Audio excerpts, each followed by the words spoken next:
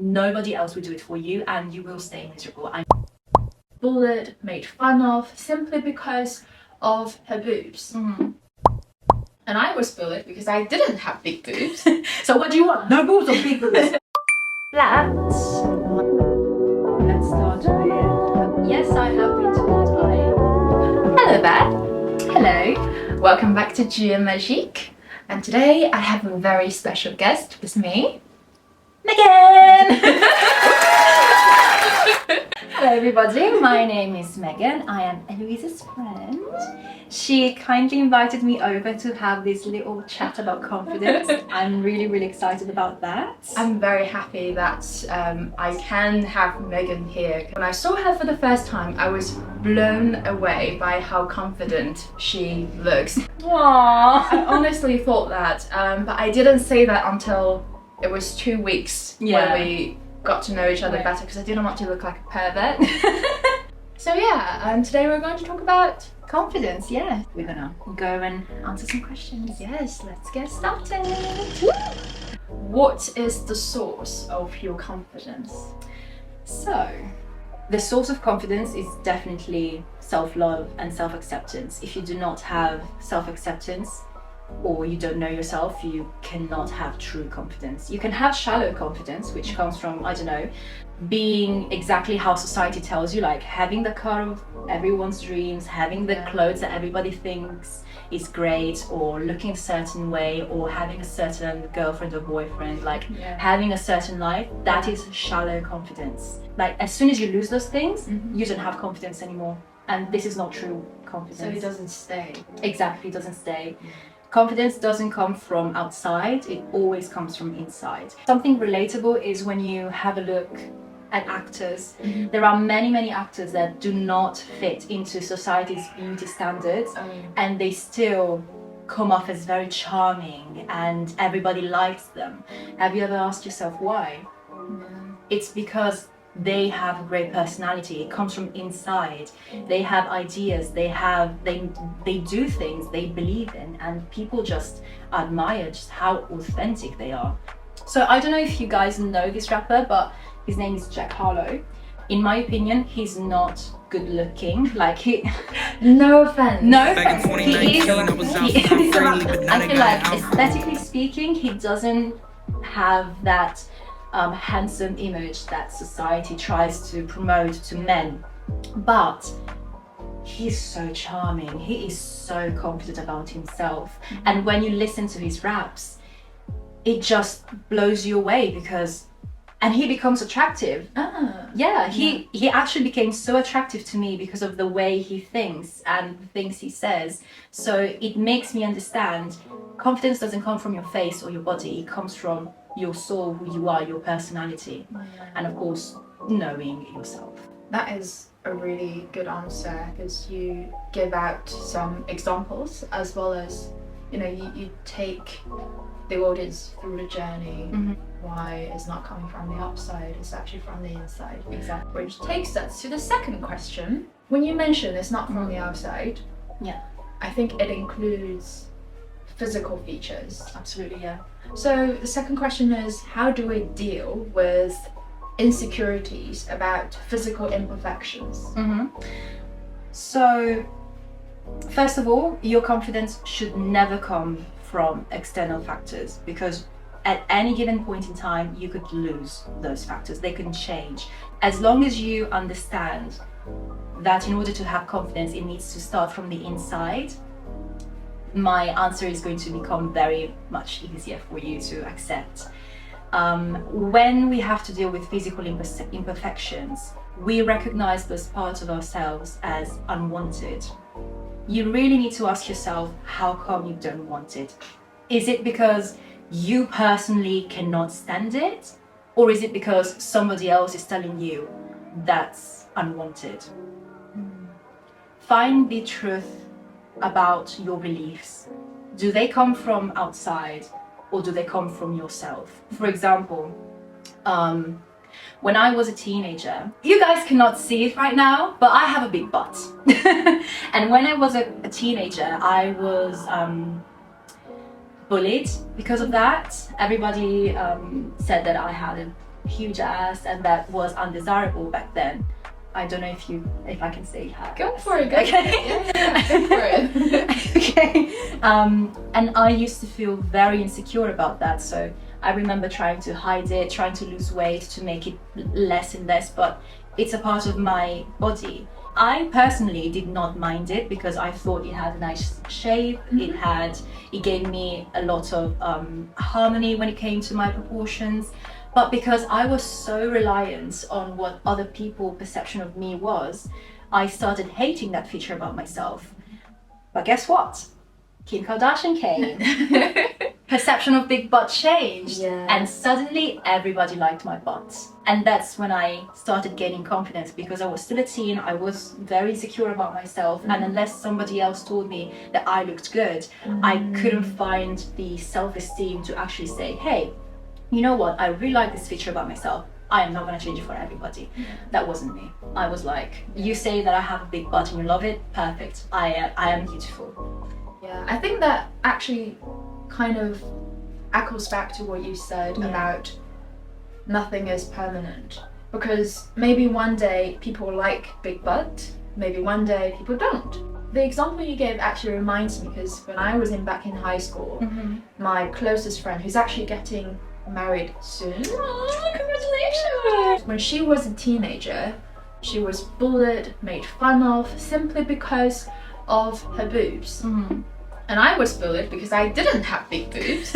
So what do you want? No boobs or big boobs? Which one?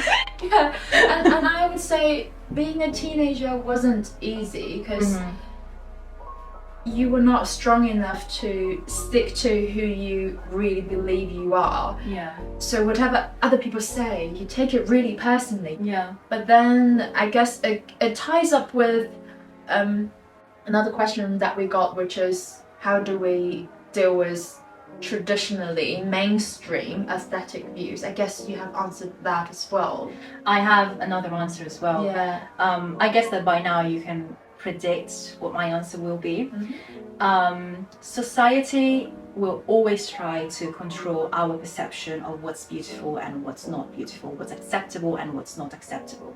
It's because we as people want safety, and we get taught from our parents when we're children to follow what they say because they do not trust us to be independent, which is quite okay. You know, when you're a 5-year-old child, you don't know how to survive by yourself, so you have to be dependent from your parents. But this mentality doesn't change until you're old enough to actually have an adult life. You also take society's authority with understanding if you can be accepted or not, because you have not developed a sense of your own self, and you do not feel confident enough to rely on your own likes. Exactly. And you end up looking the same as everyone else. Go on hashtags, Instagram model or beauty Instagram, and scroll on all the girls or all the guys that you see.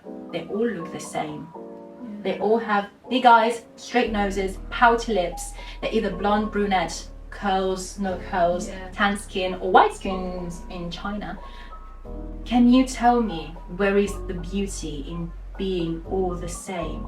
You as people come with a natural talents in this world, and you're all unique. You come with unique features, unique quirks, and the beauty in humanity comes just from the differences. Can you imagine if all the cultures were the same, with all the countries would look the same? It'd be so boring. It would be very boring. If you spend your life in London and every other place on earth would look like London, nobody would travel. What's the point to travel? Exactly. What's the point to travel if everything looks the same? Nice. Ooh. Sorry about that. Someone just sent me an email. Maybe I should check it, but never mind. Does your culture encourage or restrict your self-confidence? And if you come from a certain culture or a certain upbringing, would it be possible for you to rise above it? For example, if you have a traumatic childhood where people were just always bashing on you and made you feel you're worthless and you're worth nothing. That's the thing, If you had a very traumatic past where your parents or your guardians, the people that we're taking care of you, we're never recognizing you or loving you or accepting you, it is very hard and very challenging to love yourself, because from such a young age you've been taught that you're loveless, you're unworthy. Yeah, that's So horrible. that is horrible. Parents are essential, like guardians are essential. Love is essential. Love is one of the most important, I would say it's the most important thing that a human being can have. My practical advice would be to definitely go to a therapist, because if an individual comes from a traumatic past, by the way, trauma is not just huge things like poverty or natural disasters or like, I don't know, violence. Trauma, war, exactly. Yeah. Trauma can come from small things like your routine has changed or you are moving around. Yeah. Honestly, trauma can be small and can be huge. You still have it. Do go to a therapist in order to talk about it and to heal the wound. Build an environment and a social network full of people that inspire you and that encourage you being your best self. Do not stay with toxic people or people that you have codependent relationships with. By the way, do your research about codependency. We all have it and it's horrible. It really does a number on confidence. I would say basically the same as you said, but more specifically is that if you don't want to, or if you don't have the opportunity to talk to a therapist, you can just tell yourself that it is okay to have traumatic experience like that. It is in the past. There's nothing you can do to change it. So what you can do is to not look back too much. Don't dwell in it, because it would be like a swamp. And then if you do have the opportunity, just go talk to a therapist. I'm 100% on the same page with you, because trauma can be a small thing. I have a traumatic experience, which is I still can't deal with people shouting at me. I immediately just go into tears. I actually want to go into tears now when I picture people shouting at me. I don't know where it comes from, probably my old mathematics teacher. So yeah, it could be something as small as being shouted at when you're at a really young age. So, yeah, exactly. I think I was saying something, but then I forgot. What was the question? Find out what your passions are, what your hobbies are, what makes you happy, and do that. And build a mindset where you believe in yourself, where you are your first cheerleader. Yeah. And where you say, I deserve this. Because if you don't, nobody else will do it for you and you will stay miserable. I need to be honest with you guys. You will stay miserable. Nobody else. Confidence, happiness doesn't come from outside.